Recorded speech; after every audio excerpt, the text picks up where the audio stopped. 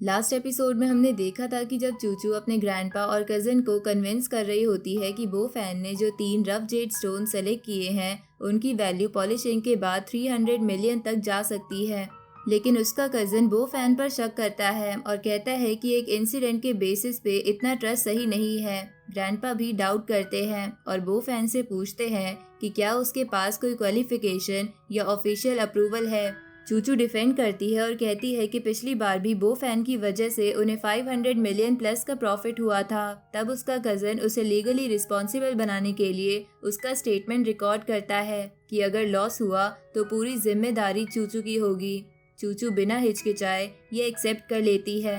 फिर cousin police को बुला लेता है, लेकिन बो फैन कूल रहता है और कहता है कि अगर किसी को डाउट है तो वो स्टोन्स वेरीफाई करवा लेता है।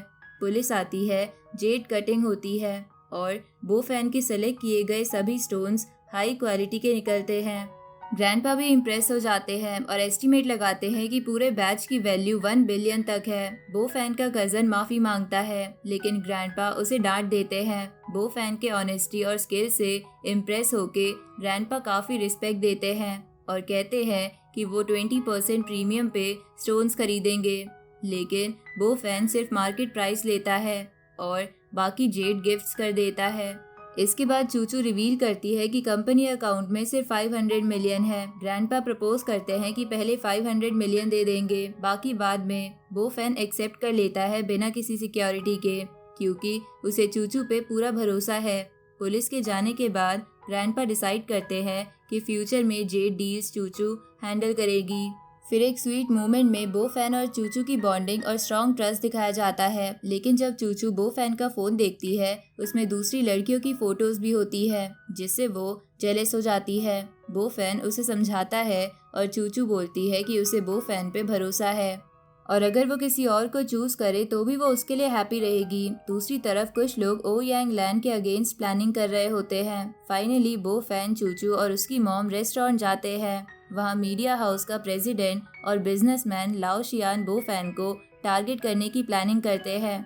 एक वेटर इंटेंशनल ड्रामा करता है जहाँ वो बो फैन की मॉम को ग्लास तोड़ने का ब्लेम देता है और उससे 10,000 युआन पर ग्लास मांगता है। ये सब एक ट्रैप होता है जो कैमरा के जरिए मीडिया हाउस का प्रेसिडेंट देख रहा होता है। अब आगे एपिसोड की शुरुआत में बो फैन की मॉम के पास आए हुए 2 लोग उनके बारे में बातें करने लगते हैं और बो फैन की मॉम को फोर्स करने लगते हैं कि वो वेटर को कंपनसेट करे, जिस पर बो फैन की मॉम उन दोनों को समझाने की कोशिश करती है कि उनकी कोई भी गलती नहीं है, बल्कि वो वेटर ही उनसे बदतमीजी कर रहा था। और उन दोनों को आता देख वो प्रिटेंड करने लगा। वो दोनों बो फैन की मॉम की बातों पर विश्वास नहीं करते और उनसे पैसे लेने के लिए उनके पास जाने लगते हैं। तभी बो फैन वहाँ आ जाता है और उन दोनों को रोक देता है। साथ ही चूचू भी बो फैन की मॉम को संभालने के लिए उनके पास खड़ी हो जाती है।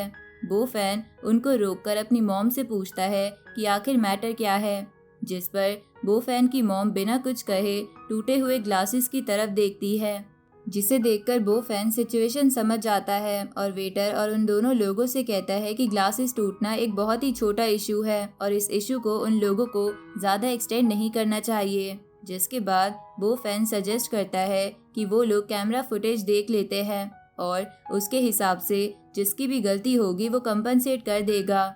ये सुनकर वो वेटर गुस्से में बो फैन से कहने लगता है कि उन लोगों का कैमरा सिस्टम खराब है और क्लेम करता है कि ज़रूर बो फैन की मॉम को ये पता था कि कैमरा सिस्टम खराब है, इसलिए उन्होंने ये इशू बनाया। जिसे सुनकर बो फैन हंसने लगता है और उस वेटर से कहता है कि अगर उनके होटल का कैमरा सिस्टम खराब है तो ये बात उसकी मॉम को कैसे पता होगी।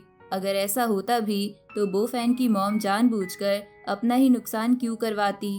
इसके बाद बो फैन अपनी मॉम की तरफ देखकर उनसे पूछता है कि ग्लासेस के लिए उन लोगों को कितना अमाउंट कंपनसेट करना है, जिस पर बो फैन की मॉम बताती है कि वेटर ने उन्हें हर एक ग्लास के लिए 10,000 युआन कंपनसेट करने को कहा है। जिसे सुनकर बो फैन और वहाँ खड़े वो 2 लोग भी शॉक्ड हो जाते हैं कि सिर्फ ग्लासेस के लिए इतना ज़्यादा कंपनसेशन प्राइस क्यों है। ये सुनकर वो वेटर सबसे बोलता है कि ग्लासेस का कंपनसेशन प्राइस उनके होटल के बॉस ने डिसाइड किया है और इसमें उस वेटर की कोई भी गलती नहीं है और अगर बो फैन ने उस वेटर को कंपनसेट नहीं किया तो उसका बॉस उसे नहीं छोड़ेगा। ये सुनकर बो फैन पुलिस का नंबर डायल करने लगता है और उस वेटर से कहता है कि अगर उसे सच में कोई प्रॉब्लम है तो पुलिस उनकी हेल्प ज़रूर करेगी। लेकिन ये सुनते ही वो वेटर बो फैन को ऐसा करने से रोकने लगता है। तभी वहाँ उस होटल का बॉस आ जाता है और बो फैन से कहने लगता है कि वो वहाँ पुलिस को बुलाकर सिर्फ मौके का फ़ायदा उठाना चाहता है, क्योंकि बो फैन की ही से काफ़ी अच्छी दोस्ती है और अगर पुलिस वहाँ आएगी तो वो उन्हें ही पकड़कर ले जाएगी, ना कि बो फैन को। जिसके बाद सिचुएशन बिगड़ते हुए देखकर होटल का बॉस बो फैन से कहता है कि वो बो फैन को कंपनसेशन देने के लिए तैयार है और कंपनसेशन के तौर पर बो फैन के मील का सारा बिल उस होटल का बॉस ही पे करेगा। ये सुनकर बो फैन उस होटल के बॉस से कहता है कि वो अपने फ्रेंड्स को भी वहाँ इनवाइट कर रहा है और उन सभी लोगों की मील का बिल होटल का बॉस ही कंपनसेशन के तौर पर पे करेगा। होटल का बॉस भी बो फैन की बात मान जाता है, जिसके बाद बो फैन वापस होटल रूम में आ जाता है और टैंक को कॉल करके कहता है कि बो फैन को उसकी हेल्प चाहिए। दूसरी तरफ ये सब मीडिया हाउस का प्रेसिडेंट जियाओ भी कैमरा स्क्रीन पर देख रहा होता है, जिसके बाद वो भी किसी को हेल्प के लिए कॉल करता है। कुछ ही देर बाद टैंग फेंग अपने सारे गूंस को एक जगह बुलाकर उन्हें बताता है कि बो फैन ने उन सभी लोगों को अर्जेंटली एक होटल में बुलाया है और उन सभी को बो फैन का साथ देने के लिए होटल जाना होगा। ये सुनकर सारे गूंस टैंग फेंग से कहते हैं कि वो बो फैन का साथ देने के लिए होटल जरूर जाएंगे, जिसके बाद टैंग फेंग सबको लेकर होटल की तरफ निकलता है। वही होटल का बॉस आकर बो फैन से पूछता है कि उसके फ्रेंड्स जिनको उसने मील के लिए इनवाइट किया है वो कब तक आएंगे, जिस पर बो फैन उस होटल के बॉस से कहता है कि उसके फ्रेंड्स आधे घंटे में वहाँ पहुँच जाएंगे। जिसके बाद बो फैन उससे पूछता है कि क्या उसे किसी बात की जल्दी है, लेकिन वो होटल का बॉस बहुत रूडली बो फैन से कहता है कि उसे किसी बात की जल्दी नहीं है। लेकिन बो फैन को ये जान लेना चाहिए कि बो फैन को उसके फ्रेंड्स का बुलाने का कोई फ़ायदा नहीं होगा, बल्कि इसमें बो फैन के फ्रेंड्स का ही नुकसान होगा, क्योंकि वहाँ से जाने के बाद उनके साथ अच्छा नहीं होगा। और वो होटल का बॉस बो फैन को ब्लैकमेल करने लगता है, जिसे सुनकर बो फैन उस बॉस से कहता है कि बाकी लोगों के सामने वो बो फैन और उसकी मॉम से प्रिटेंड कर रहा था कि वो उनके मील का बिल देगा और बो फैन को ही बुरा साबित करने की कोशिश कर रहा था, लेकिन अब वो उसे ब्लैकमेल कर रहा है। ये सुनकर होटल का बॉस बो फैन से कहने लगता है कि अगर वो चाहता है कि उसके साथ कुछ गलत ना हो और सारा मैटर वहीं ख़त्म हो जाए तो बो फैन को उस होटल के बॉस को ताओ युआन कम्युनिटी में 3 अपार्टमेंट्स गिफ्ट करने होंगे। लेकिन बो फैन उसे साफ साफ मना कर देता है और उससे कहता है कि उसकी मॉम की कोई भी गलती नहीं है, इसलिए बो फैन उसे कंपनसेट करने के लिए 1 रुपए भी नहीं देगा। जिसके बाद उस होटल का बॉस और ज़्यादा गुस्सा हो जाता है और बो फैन से बहुत रूडली पूछने लगता है कि उसके इनवाइट किए हुए फ्रेंड्स अभी तक आए क्यों नहीं। तभी टैंग फेंग अपने गूंस के साथ वहाँ आ जाता है, जिसे देखकर उस होटल का बॉस काफ़ी शॉक्ड हो जाता है और टैंग फेंग को ग्रीट करने लगता है और उससे माफ़ी मांगने लगता है, क्योंकि वो ये जानकर काफ़ी हैरान हो जाता है कि टैंग फेंग वहाँ बो फैन के कहने पर आया है। टैंग फेंग आते ही सबसे पहले बो फैन को ग्रीट करता है और उससे पूछता है कि बो फैन ने उसे और उसके गूंस को वहाँ क्यों बुलाया है, जिस पर बो फैन उससे कहता है कि बो फैन ने सब लोगों को बस ट्रीट देने के लिए बुलाया है। जिसके बाद सभी खाना खाने के लिए बैठ जाते हैं। बो फैन टैंग फेंग को ग्लास देता है और उसका प्राइस 10,000 युआन बताता है। साथ ही बो फैन बताता है कि ये वही ग्लासेस हैं जो टूट गए थे और जिसका कंपनसेशन देने के लिए उसे फोर्स किया जा रहा था। फेंग वो ग्लास बो फैन से लेता है और उसे देखकर कहता है कि उन ग्लासेस का प्राइस 5,000 युआन है, ना कि 10,000 युआन। जिसके बाद उन गूंस का हेड मिस्टर ली उस बॉस को अपने पास बुलाकर बो फैन को ग्लासेस का प्राइस ज़्यादा बताने के लिए डांटने लगता है। जिसके बाद उस होटल का बॉस मिस्टर शियान मिस्टर ली से माफ़ी मांगने लगता है।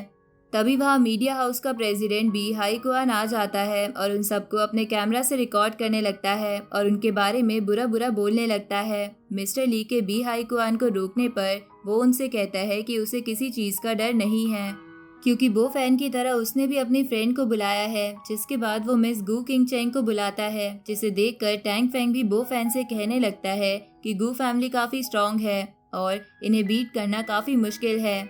लेकिन उनमें से किसी को भी ये नहीं पता था कि किंग चेंग और बो फैन एक दूसरे को पहले से जानते हैं।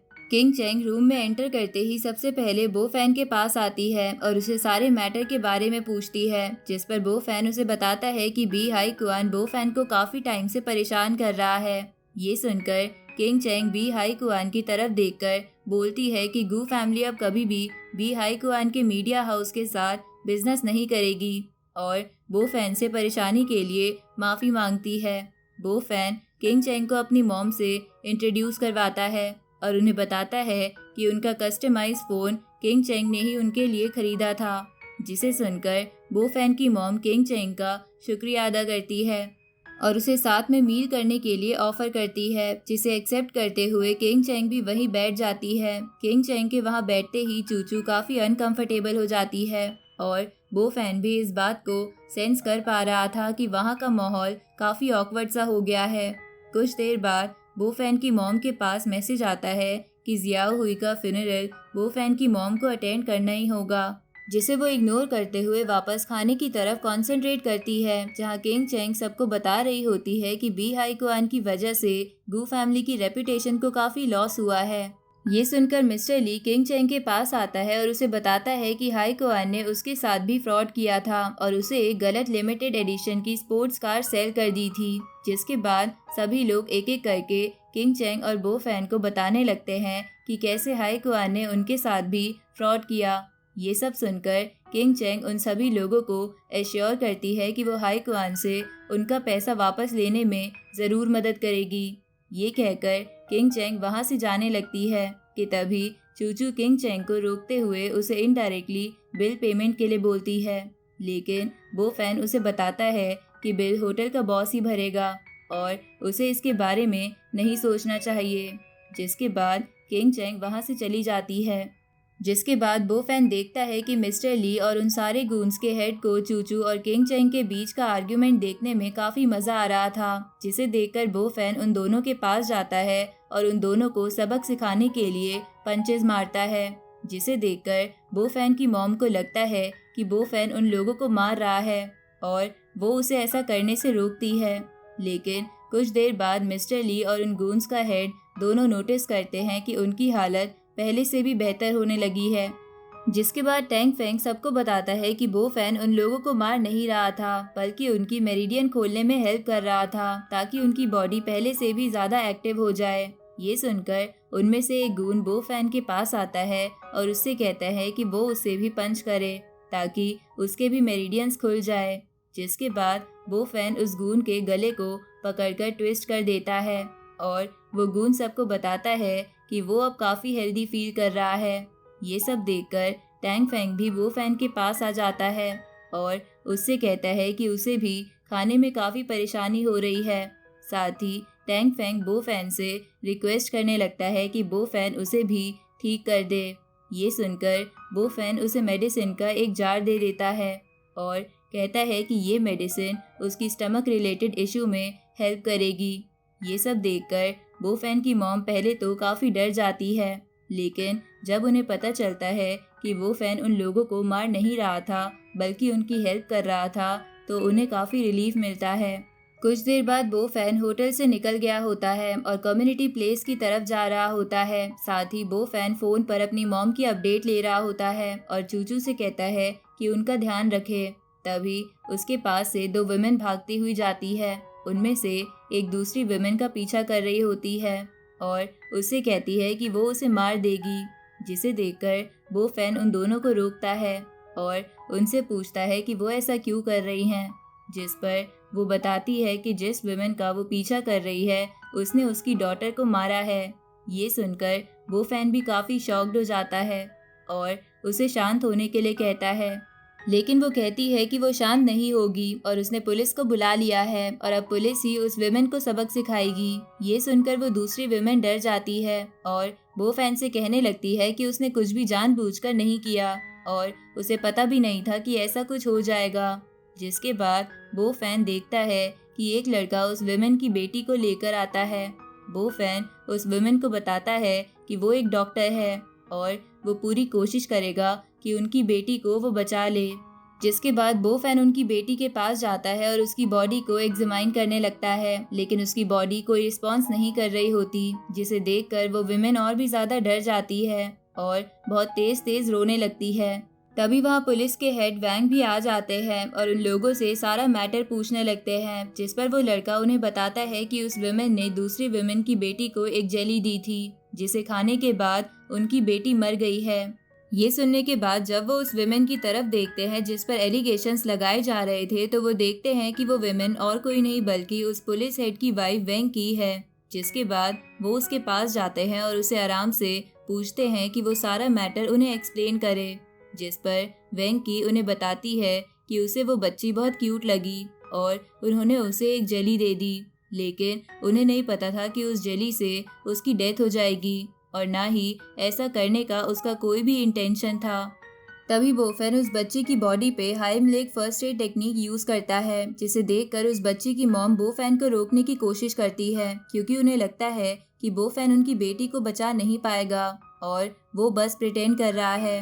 वो बोफेन को रोकने जा ही रही होती है कि पुलिस हेड वैंग वहां आकर उस विमेन को रोक लेते हैं और उनसे कहते हैं कि बोफेन को थोड़ा टाइम दे, वो उनकी बेटी को जरूर ठीक कर देगा। लेकिन वो विमेन उस पुलिस हेड की बात नहीं मानती और उल्टा उन्हें ही बुरा भला बोलने लगती है। दूसरी तरफ बोफेन उस बच्ची की बॉडी को अपनी पावर से स्कैन करता है, तो उसे पता चलता है कि उस बच्ची के गले में वो जेली अटक गई है, जिसके कारण उस बच्ची के बॉडी में एयर नहीं जा पा रही है। जिसके बाद बोफेन अपनी पावर्स का यूज करता है और उस बच्ची की बॉडी में से वो जेली निकाल देता है, जिसे देखकर वहां खड़े सभी लोग शॉक्ड हो जाते हैं। जिसके बाद बोफेन अपनी पावर्स की मदद से उस बच्ची की बॉडी में एयर का फ्लो क्रिएट करने की कोशिश करता है और कुछ ही देर बाद उस बच्ची को होश आ जाता है, जिसे देखकर वहां खड़े सभी लोग ताली बजाने लगते हैं और बोफेन को अप्रिशिएट करने लगते हैं। पुलिस हेड वैंग भी बोफेन के पास आते हैं और उनकी वाइफ पे लगे एलिगेशंस को हटाने के लिए उसका शुक्रिया अदा करते हैं। साथ ही उस बच्ची की मॉम भी बोफेन के पास आकर उसकी बच्ची को बचाने के लिए बोफेन का शुक्रिया अदा करती है और बोफेन से उसके बिहेवियर के लिए माफ़ी भी मांगती है। इसी के साथ ये एपिसोड यही ख़त्म होता है।